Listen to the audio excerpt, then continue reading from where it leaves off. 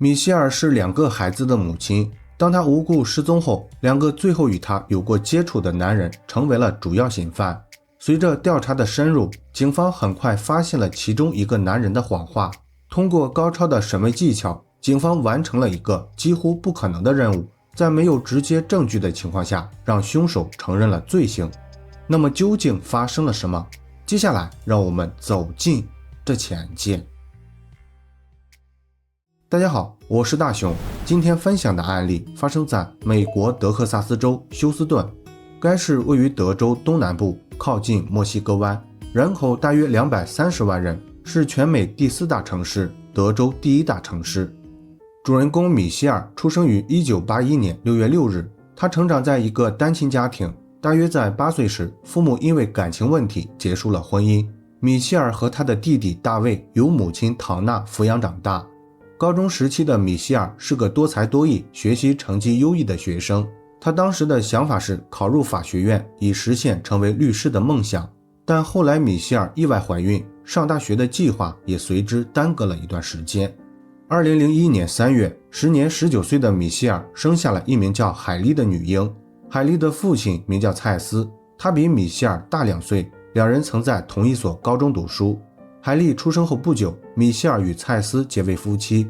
婚后，米歇尔如愿去了法学院继续学业，而蔡斯则结束学习，找了一份养家糊口的工作。最开始，这对夫妻的感情还很和睦，但随着时间的推移，他们很快遇到了不得不面对的现实问题。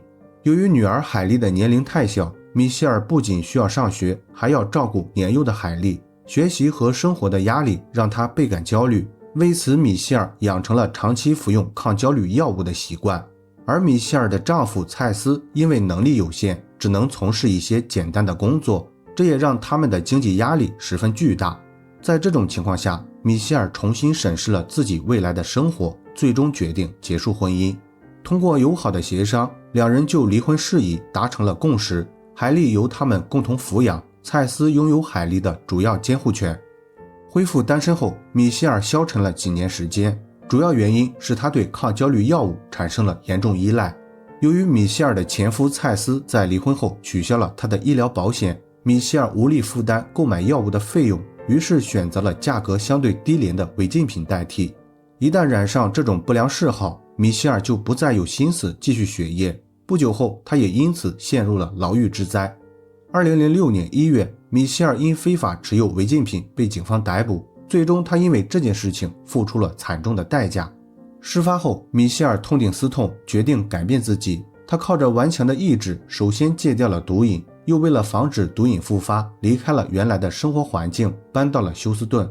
米歇尔在休斯顿一家医疗用品公司找了份秘书的工作，并且很快开始了第2段恋情。米歇尔的新男友名叫马克，他是米歇尔的同事，在公司从事设备维修工作。最初这段感情遭到了米歇尔家人的反对，因为米歇尔的母亲唐娜认为他们并不般配，马克看上去像是个书呆子。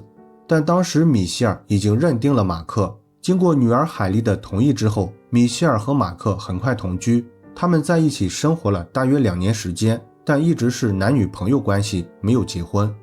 2008年，米歇尔怀上了马克的孩子，1年后，他们迎来了一个叫凯登的男婴。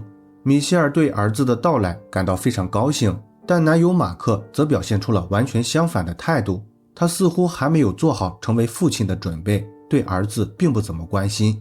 大约在凯登3个月大时，马克做出了一个匪夷所思的举动，他悄悄辞掉工作，搬回了老家奥德萨。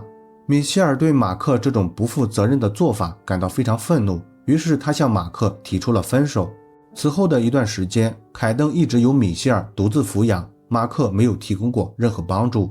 然而在2012年，也就是凯登3岁时，马克不知何故重新回到了休斯顿。他找到米歇尔，表示愿意承担抚养责任，共同照看凯登。尽管米歇尔已经不想再与马克有太多牵扯，但为了儿子凯登能有一个良好的生活氛围，他还是接受了马克。在接下来的一段时间里，米歇尔和前男友马克配合得相当默契，马克也表现出了作为父亲应有的态度，这也让米歇尔慢慢改变了先前的看法。自从有了马克的帮助后，米歇尔多了许多空闲时间，他重新开始了一段恋情，并且找了一份梦寐以求的工作。米歇尔的新工作是在一家律师事务所担任秘书，因为工作地点恰好就在马克租住的公寓附近。为了方便上班和照顾凯登，米歇尔以室友的身份住进了马克的公寓。原本米歇尔只是想暂住一段时间，等赚够钱后再搬到外面单独居住。然而他还没有等到这天的到来，就毫无征兆地消失了。2012年9月23日，这天是个周末，也是米歇尔与前夫蔡斯交换海利监护权的日子。大约下午5点左右，米歇尔的弟弟大卫突然接到了前姐夫蔡斯的电话。蔡斯表示，米歇尔错过了接海利的时间，并且电话一直无人接听，想了解一下米歇尔是否遇到了问题。得知这一情况后，大卫马上联系了与米歇尔一同居住的马克。当时马克已经回到了老家奥德萨，他表示并不清楚米歇尔去了哪里，但提到米歇尔最近重新染上了不良嗜好，情绪非常不稳定。前一晚他们因为这件事情发生了争执，事后米歇尔就气冲冲地离开了。由于米歇尔走后没有人照看凯登，所以他才带着凯登回到了奥德萨的父母家。大卫对马克的说法有些怀疑，因为米歇尔最近刚找了一份满意的工作，不太可能不辞而别。但考虑到他确实有可能毒瘾复发，所以大卫在等了2天后才向警局报告了失踪的消息。接到报警后，警方最初并没有认真对待，他们认为米歇尔是自行离开，所以没有介入调查。直到后来米歇尔的家人在社交媒体上公布了诸多反常迹象，例如米歇尔的汽车没有开走，衣服也都在公寓，警方才迫于舆论压力展开了调查工作。根据已掌握的情况，警方首先电话联系了最后一个见过米歇尔的人，也就是她的前男友兼室友马克。I don't know where she's going to come back because she has a history of leaving and not coming back like till the next morning or till like the day after. She'll go to work and then come in. Like I said, she's a drug user. She admits she relapsed of shooting up a month and a half ago. You know, I'm completely frazzled with all this. I figured she'd turn up by now. 根据马克的说法，大约1个月前，米歇尔毒瘾复发，重新染上了不良嗜好。最近这段时间，他经常对儿子凯登乱发脾气。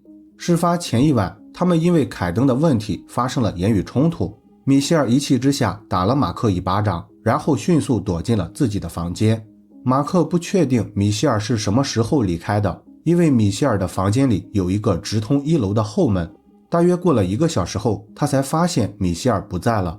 马克认为米歇尔肯定因为生气去了男友斯科特家，所以也就没有在意，也没有把这件事情告诉米歇尔的弟弟大卫。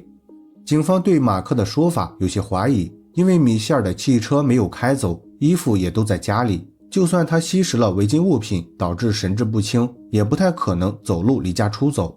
为了验证这一推测，警方调取了米歇尔的手机通讯记录，以了解是否有接应他的人。结果显示，米歇尔自从离开后，手机就没有了任何活动记录。种种迹象表明，米歇尔可能遭遇了危险，于是警方又对2人租住的公寓进行了检查。这座公寓位于一个办公楼附近，巧合的是，刚好也在办公楼的监控范围内。由于没有在公寓里发现任何可疑迹象，警方决定查看监控，以确定米歇尔是否真的离开了公寓。然而不巧的是，当时办公楼的监控出了一些小故障，他们需要等待技术人员处理后才能查看当晚的监控录像。因此在这段等待的时间里，警方又对米歇尔的现任男友斯科特进行了调查。根据调查结果，米歇尔与斯科特在一起断断续续保持了大约8年的恋爱关系，期间2人发生过一些较大的冲突，米歇尔还曾举报过斯科特家暴。出于这个原因，警方对斯科特进行了询问。斯科特表示，他最后一次见到米歇尔是在周五晚上，那晚他们去了外面约会，大约在凌晨1点左右各自回到了家中。接下来的2天，他一直在丹佛观看橄榄球比赛，没有在当地。警方核实了斯科特的不在场证明，确信了他的说法，于是又将注意力放在了米歇尔的前男友马克身上。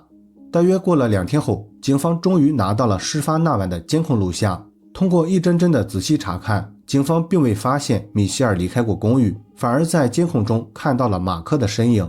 根据时间戳显示，马克在周六晚上反反复复进出过好几次公寓，虽然监控画面不太清楚，但能明显的看到马克从公寓里拖出了一个大号容器放在了汽车上。这个举动引起了警方的怀疑，他们认为马克搬运的可能是米歇尔的尸体，于是立即给身在奥德赛的马克打了电话，要求他尽快回到休斯顿配合调查。大约过了1周后，马克如约来到警局，接受了警方询问。Again, I appreciate you coming in and Yes, sir. And because it's the whole point of all of this is to find Michelle. Right. Yes, sir. Okay. 在进入正题之前，马克做了一个调整座椅的动作，这表明他想找一个舒适的姿势，并且做好了迎接谈话的准备。然而这位警探非常有经验，他不会让马克太过于舒服，于是提醒马克要回到原来的位置。警探这样做的目的是为了表明他在这次谈话中掌握主导地位，同时也为了评估马克的配合程度。马克听到提醒后，很快回到了原来的位置，并且对自己的行为表示了歉意，这让审问的警探对接下来的问话有了充足的信心。When she gets mad, she's violent. I don't care what anybody says she is. If she'll hit you, she thinks she has the right to. The way she'll sit there and tell you the way she's raised, man has to take up. She's a pretty girl and she gets everything she wants. She has a princess attitude. Wow. 马克首先表达了他对米歇尔的种种不满，警探没有质疑，也没有打断他的讲话，目的是为了建立一种信任感，好让他继续袒露更多的细节。I said something about you take too many pills, you can't watch Caden or something. I said, and So your concern for Caden is mainly centered on when Michelle is the primary right caregiver at that point. Okay. 此时话题已经转向了马克的儿子凯登。实际上之前监控拍下的画面已经表明马克与米歇尔的失踪有关，所以这次问话的目的不是讨论他们谁对谁错的问题，而是要让马克承认罪行。因为本案没有直接证据，马克是否认罪至关重要，因此在接下来的谈话中，警方充分利用了马克对儿子凯登的爱，站在马克的立场为他找了一个合适的作案理由。What that confrontation was about last weekend, it wasn't about you wanting to hurt Michelle. It was about your love for Caden, and it was about protecting Caden. Right, because he wasn't being taken care of. Exactly. 警探的策略起到了效果，以上谈话触碰到了马克内心最柔软的部分。摘下眼镜这个举动，表明马克已经做好了面对现实的准备。So I want you to be honest with me and tell me what happened. I grabbed her and I broke her neck. Look at her. I'm sorry. Give me the death penalty, that's fine. I deserve it. I deserve what you put me. 根据马克的说法，那晚他在下班后发现家里一片狼藉，而他的儿子凯登正独自在地上玩耍，这引起了他的不满。马克认为米歇尔没有尽到照看凯登的责任，于是他质问了米歇尔。然而米歇尔不仅没有反思自己的行为，反而一直在抱怨凯登不听话，甚至还用命令的口气要求马克赶紧收好地上的杂物。当时马克已经工作了一整天，身体有些疲惫了，于是他忍不住抱怨了几句，但没想到这激起了米歇尔的强烈不满。米歇尔趁着马克低头收拾杂物时，朝着他的头部打了一拳，也正是这一拳点燃了马克内心积攒许久的怒火。随后马克就在卧室窒息了米歇尔。犯罪结束后，马克将米歇尔的尸体暂时放进了卧室的衣橱里，然后带着儿子凯登回到了老家奥德萨。马克在奥德萨的父母家小睡了一会儿，之后连夜开车回到休斯顿，处理了米歇尔的尸体。做完所有事情以后，马克仔细清理了犯罪现场，重新回到了奥德萨。当遇到大卫询问时，他又编造了米歇尔离家出走的谎话。警方并不完全相信马克的陈述，因为在事发前一晚，米歇尔刚刚与男友去了外面约会，所以他也有可能是为了报复米歇尔找了男朋友才犯下了这一罪行。